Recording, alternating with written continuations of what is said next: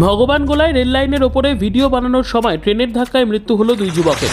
ঘটনা মুর্শিদাবাদের ভগবানগোলা থানার অন্তর্গত মাইলবাসা এলাকায়।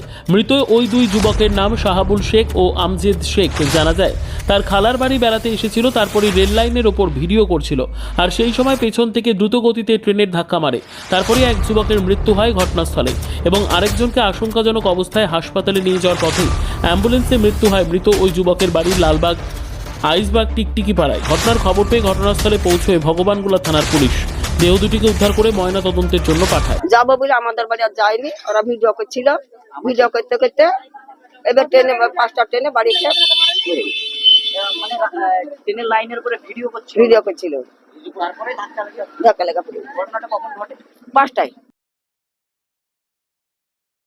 ও টিকটক করছিল ছেলেগুলো, হ্যাঁ, যে ওরা এসে হয়তো 4-5 জন মিলিয়ে ট্রেনে ধাক্কা খেয়ে মারা গেছে। একজনকে নিয়ে কানাপুকুর গেছে আর একজন এখানে লাশ পড়ে আছে। আমরা এখানে দেখেছি, তাই ওদের পরিবারের লোক এসেছে, এসে নিয়ে যাওয়ার ব্যবস্থা করছে।